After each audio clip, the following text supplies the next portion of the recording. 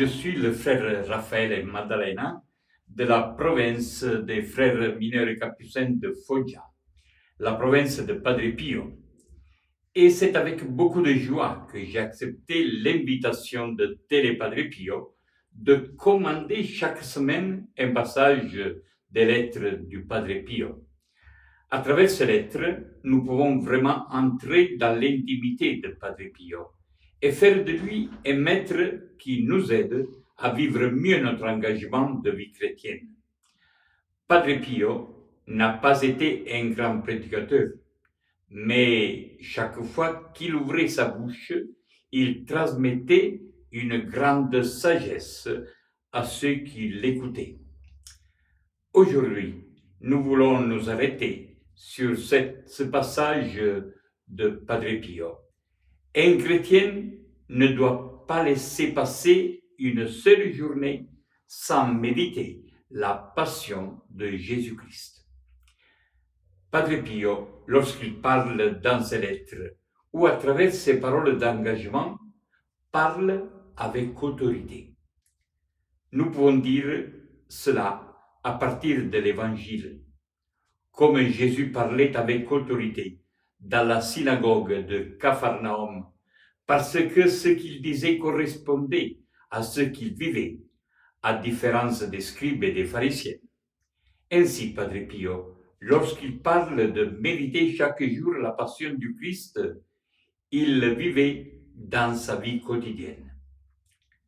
Padre Pio est convaincu que sa vie ne sera autre que celle de parcourir le chemin douloureux.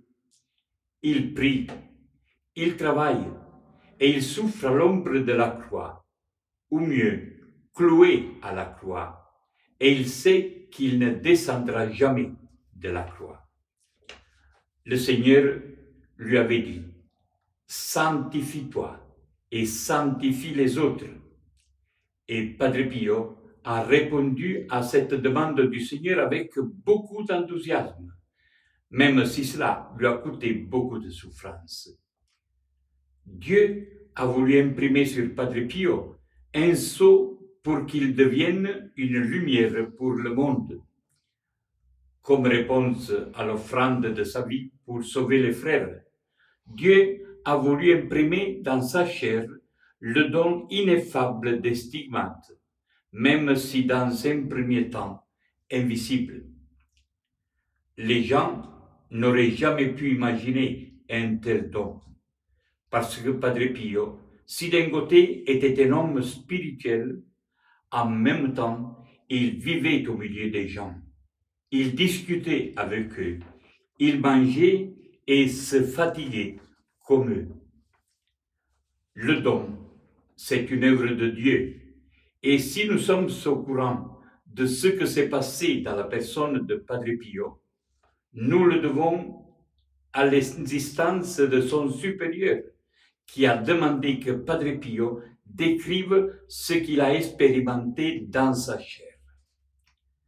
Padre Pio parle de ses stigmates à son père spirituel, le père Benoît, dans sa lettre du 8 septembre 1911.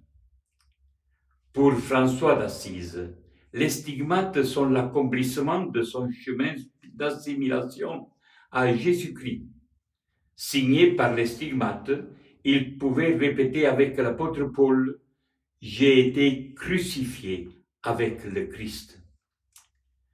Padre Pio, lui aussi, veut être uni à la passion du Christ, comme lui-même nous le dit au moment de ses extases à Venafro. La participation à la passion du Seigneur à l'occasion de cette expérience mystique est continuelle, même si elle est plus accentuée entre le jeudi et le samedi. Elle est source de souffrance intérieure.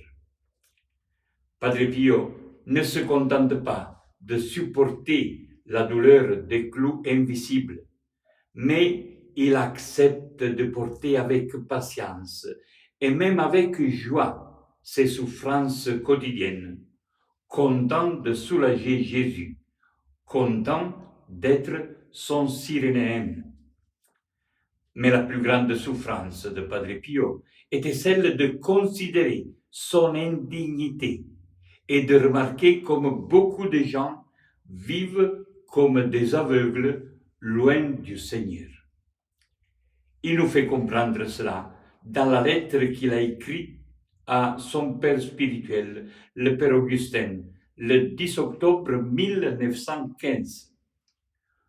Pour ce qui me concerne, il écrit, je ne vais pas m'arrêter de pleurer en tout temps parce que vous connaissez le mal que je ressens en moi, de voir tous ces pauvres aveugles qui fuient plus que le feu la douce invitation du Maître.